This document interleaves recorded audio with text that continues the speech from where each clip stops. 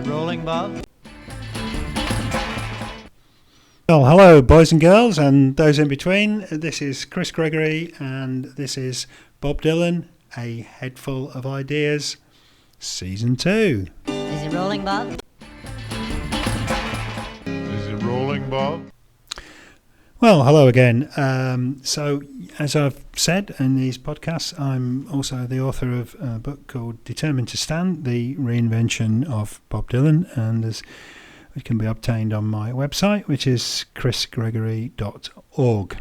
And in the podcast today, I'm going to give you an extract from the book. The book is a look at Dylan's modern work, that is his work from Time Out of Mind onwards. It's also looking at the significance of the never-ending tour, and it includes material on Dylan's most recent album, Rough and Rowdy Ways. So today I'm going to give you the extract referring to Dylan's brilliant song Key West, which is now delivering quite amazing live versions of. Okay. Key West is delivered in a soft, almost whispered voice over a slow, dreamy melody. The instrumentation is low-key, with washes of minimal percussion and acoustic guitars behind an almost ever-present accordion. Despite the unequivocal ending of the previous song, its protagonist, who declares that he is searching for love and inspiration, appears to have made a final crossing of his Rubicon and has ended up in what appears to be a sun-kissed paradise, a place where his dreams will become real. Key West is an island at the tip of Florida and is located at the southernmost point of the continental United States, marking the dividing line between the Atlantic Ocean and the Gulf of Mexico. As well as being a major tourist attraction, it was adopted as a home by Ernest Hemingway, Tennessee Williams, Wallace Stevens, Shel Silverstein, and many other writers who had also come looking for inspiration. Like his distinguished predecessors, the philosopher pirate, which could be an apt name for Dylan himself, appears to be contemplating how he might be seen by posterity. As the first chorus proclaims, Key West is the place to be if you're looking for immortality. The details we are given of Key West are highly impressionistic. Time and space seem to bend in miraculous ways. The song meanders through its 14 verses as if the narrator is throwing out random thoughts at us as he drives through the streets, sometimes taking on the role of a tourist guide. He informs us that he is listening to a pirate radio station which is coming out of Luxembourg and Budapest. It's highly unlikely that he could be picking up European radio stations from Florida, neither Radio Luxembourg or Radio Budapest, though both famous broadcasting institutions are illegal pirates. But this, of course, is a dream. The pirate radio station is an imaginary construct, a channel through which our protagonist picks up signals that may emanate from anywhere in the universe. The first song being played on his car stereo appears to be White House Blues, first recorded in 1926 by Charlie Poole and the North Carolina Ramblers, which includes the lines, "McKinley hollered, McKinley squalled. Doc said to McKinley, I can't find that ball." In Chronicles, Dylan recounts how he meets the owner of the Greenwich Village Folklore Centre, Izzy Young, who plays him this song. The narrator hears the words which describe the murder of President William McKinley at the 1901 World's Fair in Buffalo, New York, by the anarchist Leon Kosolgotz, slightly differently. McKinley hollered, McKinley squalled. The doctor says to McKinley, death is on the wall. Key West is fine and fair, the narrator assures us. If you lose your mind, you can find it there. The island is thus not only a place to rediscover inspiration, but also to regain sanity. What follows seems to be the authentic voice of Dylan himself. I was born on the wrong side of the railroad track, he sighs, like Ginsberg, Corso and Kerouac. So identifying himself clearly with the beat poets, philosopher pirates all. Then he recounts some musical heroes, like Louis and Jimmy and Buddy and all of the rest.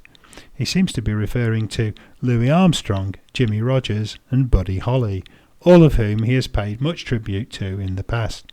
He assures us that, like these mythical heroes, he has a firm grip on reality. "I got both my feet planted square on the ground," he tells us. "But this is just a rhetorical trick. Got my right hand high with a thumb down," he asserts, as if he is a Roman emperor making a negative judgment during gladiatorial games. "Such is life," he cries wistfully. "Such is happiness." As the narrator drives on, he continues to alternate between giving random snatches of tourist information and making philosophical pronouncements. "Key West is the place to go, down by the Gulf of Mexico," is fairly straightforward, but this is followed by "Beyond the sea, beyond the shifting sand, Key West is the gateway key to innocence and purity. Key West is the enchanted land." Innocence and purity are clearly qualities that he is trying to recover in his life, yet he denies that he is indulging in fantasies.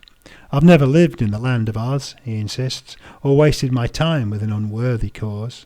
Yet he recounts how he is becoming increasingly intoxicated by elements of the flora and the climate. "Hibiscus flowers grow everywhere here," he tells us. "If you wear one, put it behind your ear." The image is both colourful and sensuous. He is becoming overwhelmed by the sights and smells of this magical place. He insists that it's hot down here and you can't be overdressed, and then claims that the tiny blossoms of a toxic plant, they can make you dizzy, and the fishtail palms and the orchid trees, they can give you that bleeding heart disease. The floral imagery and the references to the region's sticky heat increase until we are almost drowning in the sights and sounds of this tropical dream landscape. In reality, what is known locally as the bleeding heart disease only affects plants, but the narrator seems to be increasingly convinced that the exotic flora of Key West, although beautiful and enticing, can also be dangerous. As the dreamscape of the song envelops him, he begins to fear that he will lose himself. "People tell me I ought to try a little tenderness," he muses, referring to a song that was a hit for Bing Crosby in 1932, before being transformed into a raging soul classic by Otis Redding in 1966. This rhymes neatly with a line in the next verse. "People tell me that I'm truly blessed." The narrator's feelings towards this earthly paradise certainly seem to be more tender as he finds himself increasingly under its hypnotic spell. The narrator then abandons his car and walks through the streets of the city of Key West. Amelia Street, Bayview Park, walking in the shadows after dark. His musings become increasingly fantastical, as if he is an invisible presence who is merging with the city itself. "I play the gumbo limbo spirituals," he declares. "I know all the Hindu rituals." Gumbo limbo are trees which are indigenous to the area, which has a sizable Hindu community. But the narrator seems to have little concern for realism, as he is enfolded and blessed by the local flora. Bougainvillea blooming in the summer and spring, winter here is an unknown thing. He seems increasingly to be trying to entice us into his visionary world. "Feel the sunlight on your skin," he commands, "and the healing virtues of the wind," before making the unequivocal declaration that Key West is the land of light. He thus identifies Key West as his spiritual home.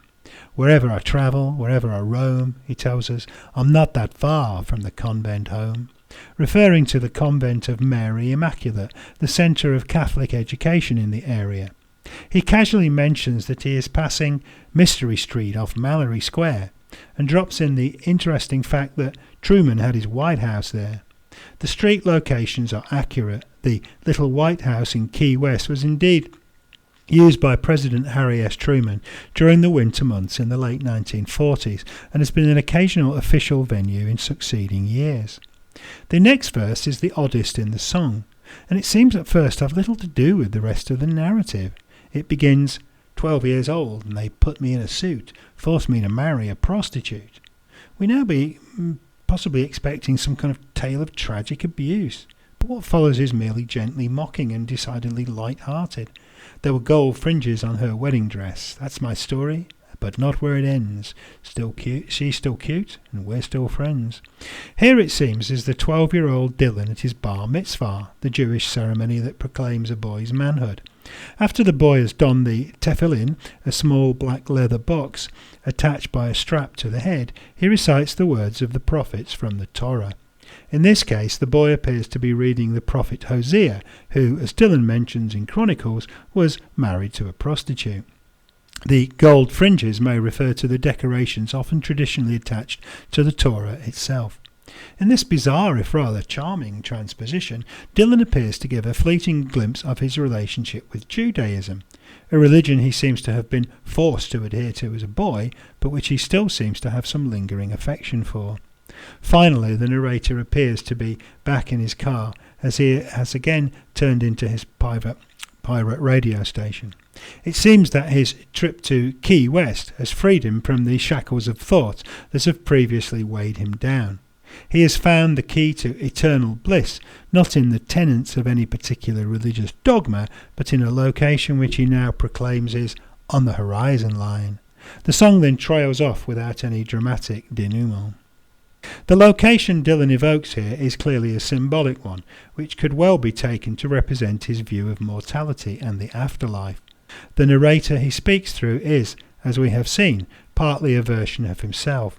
It is important to remember, as has been stressed throughout this book, that Dylan consistently aligns his religion with his art and creativity. In many of his late period songs, he uses a symbolic language to discuss these matters. In Can't Wait, he pictures himself standing at the gates of hell. In Standing in the Doorway, he seems frozen in uncertainty about the great beyond. In Forgetful Heart, he questions whether there is indeed a door through which the soul can walk through into the afterlife. But in Key West, the key to that door has been found. The paradise of Key West, a dreamland where immortality can be glimpsed, is on the horizon line. In other words, it is right in front of us. All we have to do is look into the distance. We do not necessarily have to follow any specific path to reach it. On the complex, revelatory, sometimes shocking but often darkly humorous Rough and Rowdy Ways, Dylan confronts mortality with a wink and a shrug. He refers to Christianity, Judaism, Hinduism and Buddhism, but he neither proselytizes nor rejects any of these religions. Instead, he presents us with shifting narratives and parallel perspectives, emphasizing the many ways human beings have devised to explain the mysteries of existence, which can all be said to have a poetic truth of their own. Well, as I always say, I hope you enjoyed that. Plenty of detail on my website about the book, and you can buy a copy there if you want to. It's also on amazon.co.uk. If you can remember to follow me in whatever way you can on various internet sites, you might want to buy me a coffee, which in other words means chuck me a couple of quid in appreciation of my efforts in producing all these podcasts. If you want to do that, go to buy me a coffee, put in buy me a coffee / Chris Gregoff, Gregoff. And why it's Gregoff, I don't know, but there you go. Anyway, see you next time. Is it rolling, Bob? Is it rolling, Bob?